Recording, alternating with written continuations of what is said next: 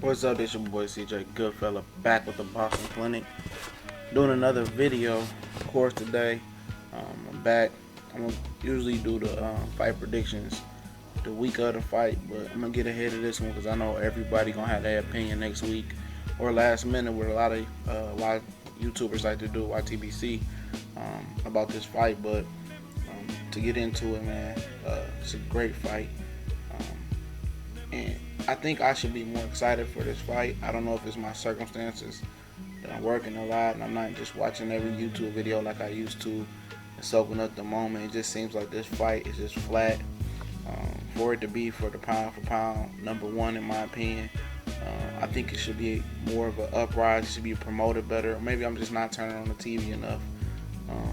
This fight, it seems like it hasn't been promoted right.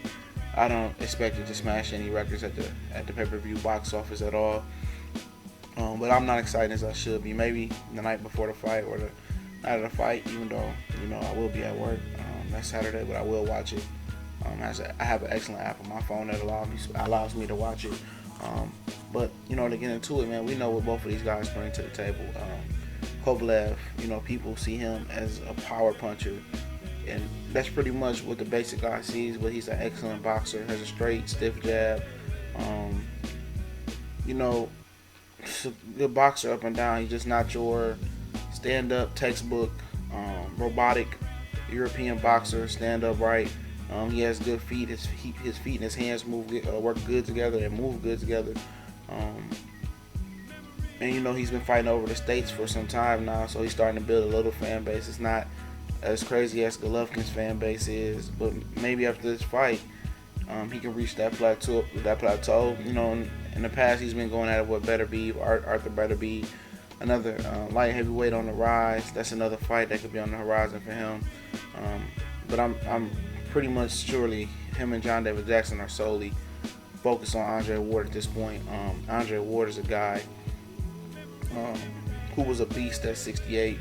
A lot of people like to point to the fact that going to this fight that his chin is going to be a problem because of the Darnell Boone fight, but he was trying to squeeze down from fighting at 178 as a light heavyweight, as an amateur winning the gold medalist, because he moved from 160, let Andre Darrell get in there and eventually get a bronze medal, and then he moved up for Darrell to be able to compete, because there was no way Darrell was going to beat him in the Olympics.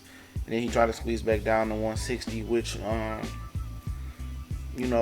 it was a struggle, and Darnell Boone, took advantage of his chin.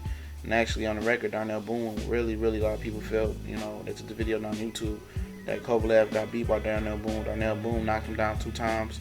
Only one was official, and people felt like he beat him, but, Kovalev came around and, beat that ass next time around. But Andre Ward brings a great counterpuncher, complete boxer. Says he's a combination between Roy, Bernard, and Floyd, I think. And I think that's true. I think a lot of people say, where's the Roy thing at? But I think he means as far as Roy's competitive nature, Roy's IQ. I don't think people get a lot of respect to Roy for how really high his IQ is. And Andre Ward is a great boxer, but in the end, I just don't see Andre Ward being the same Andre Ward that was in the Super 6. I think he's sat on the shelf too long. And I don't see the same dude with the same explosiveness, the same movement, the same head movement. Maybe this guy might show up. Maybe he's been fighting more active. He might be a little bit more loose and more ready to go. But I think Kovalev takes this fight.